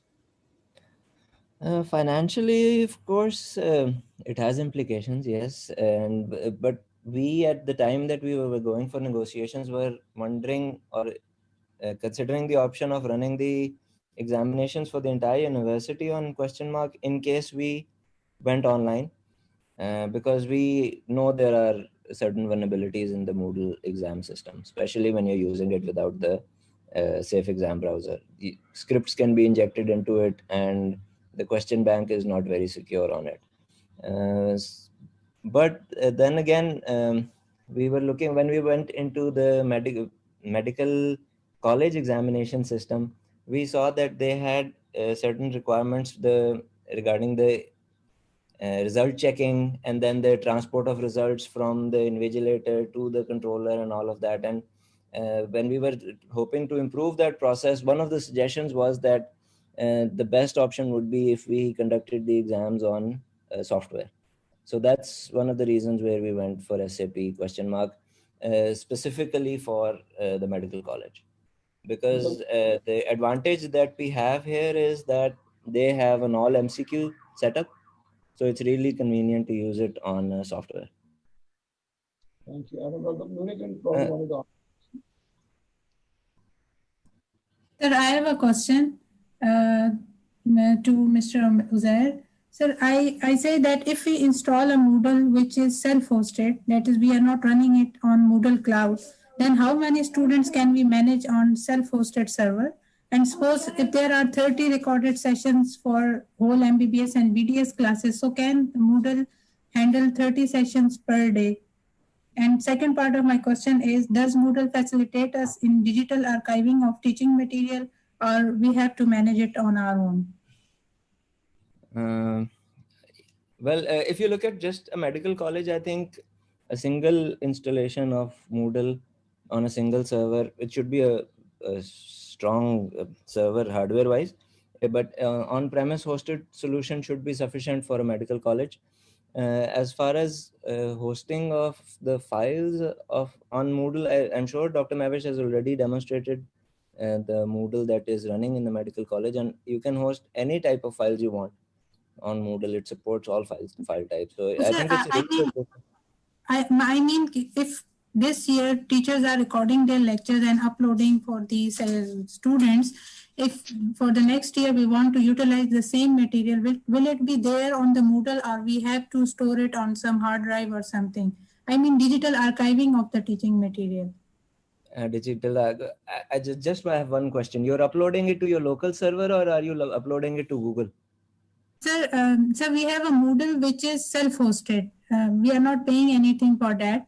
And we have 900 and plus students at our campus. Though we are not using them for using it for the MBBS or BDS students, we have another management system at our institute. But I have this query that if I launch Moodle for that purpose, will I be able to host 900 plus students on self-hosted server?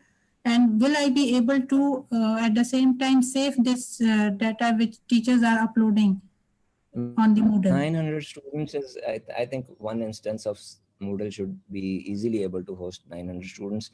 We at present handle around 30,000 plus students every day. But yet again, as I'm sure Dr. Mahwish has mentioned, we have a self-hosted solution, but it's a Moodle cluster using a pretty big infrastructure. But one single node installation should be enough for 1,000 users easily. As far as archiving of the files is concerned, unfortunately I'm not a power user of Moodle itself, but I'm sure that it has all of the archiving features that you are asking about. We take backups regularly. We also have archives, but since I don't do that myself, so I'm afraid I won't be able to answer that question on how it's done. We are also saving our recorded lectures. I showed them our statistics that right now there are about 150,000 recorded lectures they are saved. I think we are saving it on Google Drive, right? Yeah, we're using Google Drive. We are using Google Drive for that. Actually, the issue was the thing that I was wondering, that after how many months do I need to save my data, and if I want to upload new data, then for how many months I would be able to save the older data? How can I secure that? You allow me. All of these questions depend upon the sort of hardware that you have. अगर आपके पास sufficient storage है, so you don't need to archive like forever. It is all a question of कि आपके पास storage कितनी है, आप कितना load अपने server पर डालना चाहते हैं. हम जिस तरह फॉर एग्जांपल अपनी डेटाबेसेस का डेली बैकअप लेते हैं हर रात को, और हम अपनी जो फाइल सिस्टम है उसका वीकली बैकअप लेते हैं। तो अब इट ऑल डिपेंड्स, अगर हमारे पास स्टोरेज लिमिटेड हो तो yes we shift from the weekly backup into a monthly backup model, और from the database daily backup to probably 2, 3, 4 days. But currently, since we have storage available, we back up everything every day. So it's just a question of how many resources you have. If you have sufficient resources, you do not need to archive it. But if you are running out of resources on your current infrastructure, तो definitely जो आपकी running होती है machine, उसके अंदर storage is more expensive.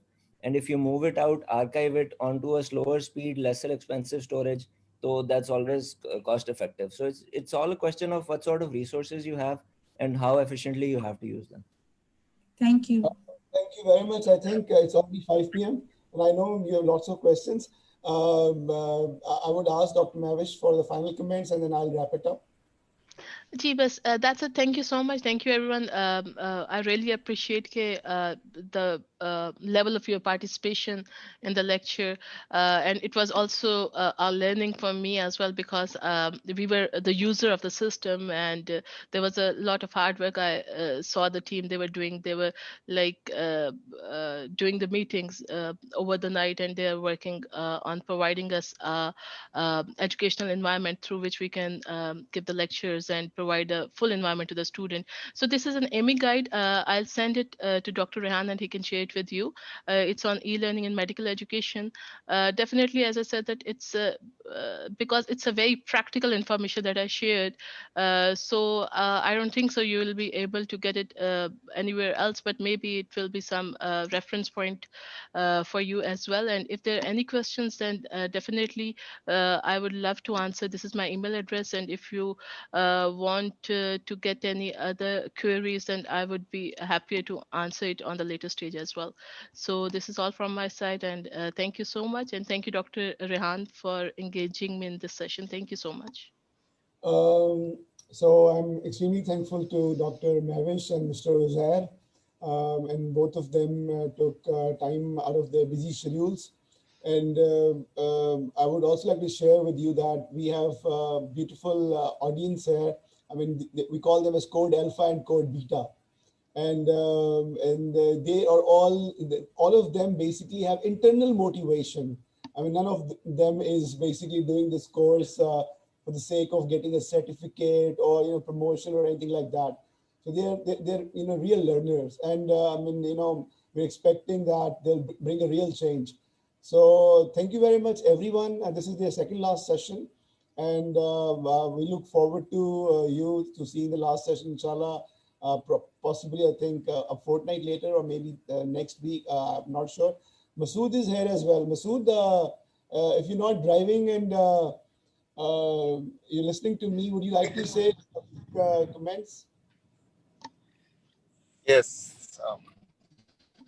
Excellent session. During the whole time I was driving and listening to the wonderful talks and the question answer session. Thanks a lot, Dr. Mahwish and Mr. Uzair as well, for your very elaborate practical points which we need to discuss with the participants as well.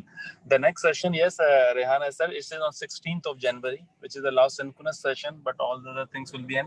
And some of the other aspect which we like the code participant to learn at the institution, both even at the institution, at an entrepreneurial level, as well as somebody want to start some kind of innovative things like this. So we'll be looking forward to those things. Thanks a lot for all the participants and Dr. Mahwish and Dr. Uzair and Dr. Rehan for moderating the session. So, okay, thank you.